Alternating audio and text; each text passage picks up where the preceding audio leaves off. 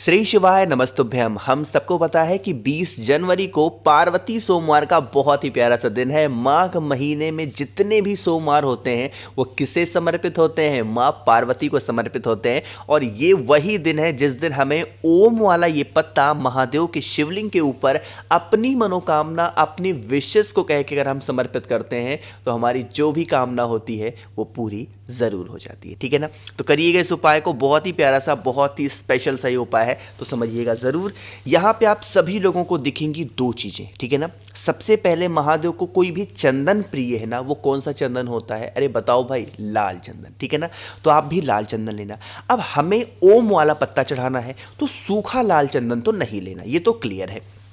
तो क्या करेंगे, सबसे पहले एक छोटी सी कोई कटोरी लेंगे, उस कटोरी के अंदर सूखा लाल चंदन डाल करके हल्का सा गंगा जल या हल्का सा पानी डाल के गाढ़ा सा पेस्ट बनाना। ठीक है ना? अब पेस्ट बनाने के बाद में आपको उन सभी चीज़ों को लेकर के और लेनी होगी बेलपत्र। कितनी बेलपत्र? 5 बेलपत्र। ठीक है ना? ध्यान रखिएगा, सोमवार का दिन है, बेलपत्र की महत्ता सोमवार के दिन बढ़ जाती है। कहीं से भी इंतजाम कर लो लेकिन इस उपाय को करिएगा। अब आपको 5 बेलपत्र लेनी है। 5 के पांचों बेलपत्र पे जो मेन पत्ता होता है बेलपत्र का, कौन सा होता है? बड़ा वाला। इसी बड़े पत्ते के ऊपर ऐसे एक ओम का निर्माण करोगे, जैसे मैं कर रहा हूं ना, आप भी ऐसे सुंदर सा ओम बनाओगे। मैंने बना दिया। इसी तो मैं सिर्फ एक पत्ता दिखा रहा हूं तो मैं आपको एक पे बना के दिखा दे रहा हूं। आपके पास में 5 बेलपत्र है, इसी प्रकार से ओम आप 5 बेलपत्र के उन सभी पत्तों पे बनाएंगे। ठीक है ना? बना लिया। अब आप इन पत्तों को उठाइएगा और सीधा पहुंचेंगे महादेव के शिवलिंग के पास में। मैंने आपको एक बार नहीं हजारों बार समझा रखा है कि महादेव का पूरा परिवार शिवलिंग के ऊपर ही विराजमान है। ठीक है ना? अब उन 5 बेलपत्र को, जो ओम वाला पत्ता होगा, उसे महादेव के शिवलिंग के ऊपर चढ़ाएंगे। जिस तरफ आपने ओम लिखा है, मेरी बात सुनिएगा, जिस भी तरफ आपने बेल पत्र पे ओम लिखा है वह शिवलिंग को टच होना चाहिए और 5 स्थान पे शिवलिंग पे हमें समर्पित करना है। वो कौन से 5 स्थान है? देखो, सबसे पहला स्थान होगा विघ्नहर्ता भगवान गणेश का, तो यहां पे आप सभी को पहली बेलपत्र। ठीक। दूसरी बेलपत्र समर्पित करेंगे भगवान कार्तिकेय के स्थान पे और आपको दूसरी बेलपत्र यहां पे। तीसरी बेलपत्र समर्पित करनी है माता अशोक सुंदरी के स्थान पे, तो तीसरी बेलपत्र यहां पे। चौथी बेलपत्र समर्पित करेंगे माता के हस्त कमल पर, यानी कि मां पार्वती के स्थान पे।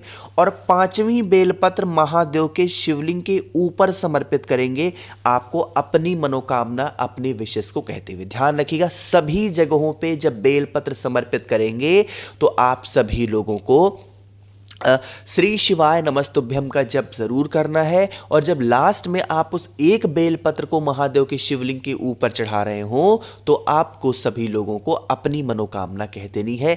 इतना करने के बाद में आपके पास में तांबे के लोटे में जल भी होगा। जिन जिन स्थान पर बेलपत्र आपने ओम वाला समर्पित किया है उन्हीं उन्हीं स्थान पर थोड़ा थोड़ा जल भी जरूर चढ़ाएंगे। जैसे सबसे पहले जल भगवान गणेश, फिर थोड़ा सा जल भगवान कार्तिकेय, फिर थोड़ा सा जल माता अशोक सुंदरी, फिर थोड़ा सा जल माता के हस्तकमल, एंड लास्ट में जितना भी जल आपके कलश में बचा है वो पूरा का पूरा महादेव के शिवलिंग के ऊपर चढ़ाएंगे।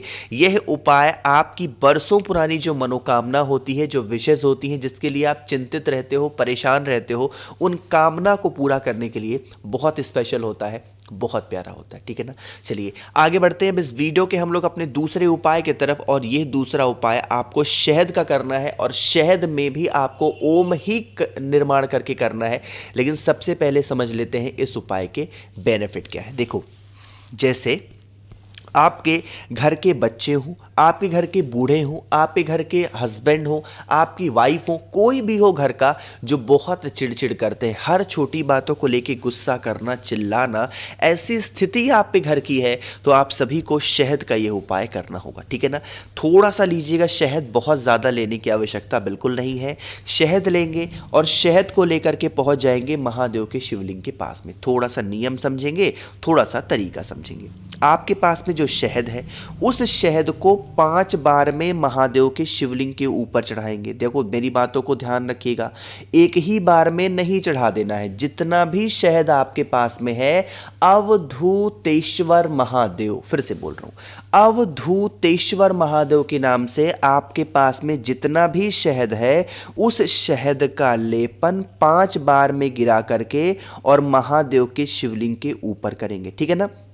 अब लेपन तो आपने शहद का कर दिया।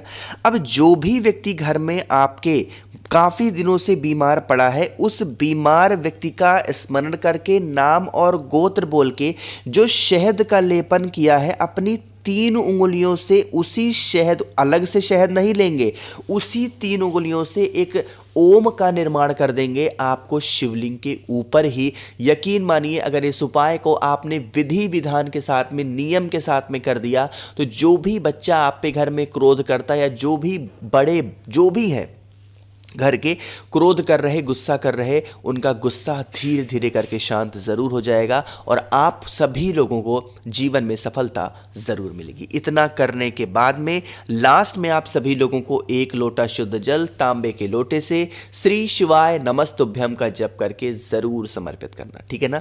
करके देखिएगा, ये उपाय बहुत ही प्यारा सा, बहुत ही स्पेशल सा था, आप सभी को ज़रूर करना चाहिए। तो 2 उपाय तो आपको समझ में आ गए हैं। आगे बढ़ते हैं इस वीडियो के, हम लोग अपने तीसरे उपाय की तरफ, जो कि आपको करना है घी के साथ में, लेकिन यहां पे भी हमें ओम का निर्माण करके ही करना है। क्या बेनिफिट है, कैसे करना है, इसकी बातें तभी करेंगे जब आप सब लोग कर देंगे वीडियो को लाइक।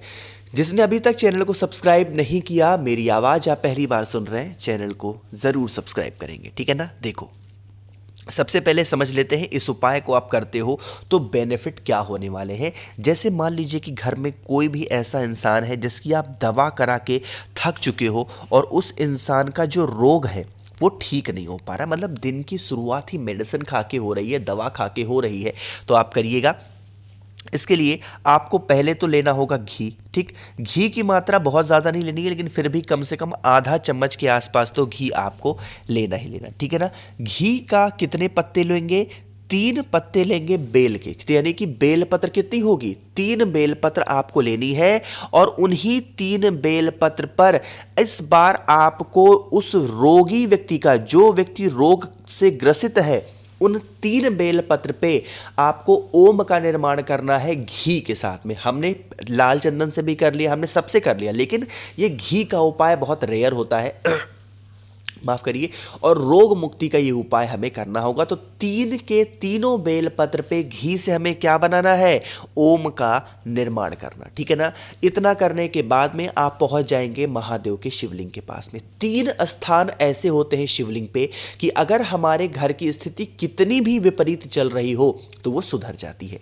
सबसे पहला स्थान होता है माता अशोक सुंदरी का, दूसरा स्थान होता है माता का हस्तकमल, और तीसरा होता है भोले शंकर का शिवलिंग के ठीक ऊपर। अब देखो, जो आपके पास में घी वाला पत्ता है बेलपत्र, सबसे पहले एक पत्ता समर्पित कर देंगे कहां पे, माता अशोक सुंदरी, दूसरा पत्ता समर्पित करेंगे माता के हस्तकमल, और तीसरा पत्ता समर्पित करेंगे भोले शंकर के शिवलिंग के ऊपर। देखो ध्यान रखिएगा, जब आप माता अशोक सुंदरी के स्थान पे समर्पित करेंगे तो भी श्री शिवाय नमस्तुभ्यम, माता के हस्तकमल पे चढ़ाएंगे तो भी श्री शिवाय नमस्तुभ्यम, महादेव के शिवलिंग के ऊपर चढ़ाएंगे तो भी श्री शिवाय नमस्तुभ्यम। अब बेलपत्र समर्पित करने के बाद जल अभी रुक के चढ़ाएंगे। सबसे पहले क्षमा याचना करेंगे, हे शिव शंभु भोलेनाथ, हमारे घर में ये व्यक्ति है, काफ़ी दिनों से बीमार है, रोग से ग्रसित है, इनकी बीमारी ठीक नहीं हो पा रही है। आप कुछ भी ऐसा करें जिससे ये व्यक्ति ठीक हो जाए और हमारे घर में सुख शांति समृद्धि बनी रहे। कुछ अपने अकॉर्डिंग जैसे भी प्रार्थना कर सकते हो प्रार्थना कर लेना। और देन लास्ट में आप सभी लोग 1 लोटा शुद्ध जल तांबे के लोटे से श्री शिवाय नमस्तुभ्यम का जप करके मात्र समर्पित कर देते हैं, तो आप पे घर में कोई संकट नहीं आता है, रोग बीमारी तो कहाँ गायब हो जाएगी, आपको पता भी नहीं चलेगा। ठीक है ना। चलो सबसे आखिरी उपाय की हम लोग बात करते हैं, और यह उपाय आपकी इच्छा के लिए होगा। बहुत बार बता चुका हूं यह उपाय, और इस पे भी आपको ओम का ही निर्माण करना है ना। देखो सबसे पहले आप सभी को एक तांबे का लोटा लेना है, उसके अंदर जल भर दो और जल के अंदर गंगा जल भर दो, बस। इसके अलावा हमें कुछ भी नहीं लेना है और पहुंच जाना है महादेव के शिवलिंग के पास में।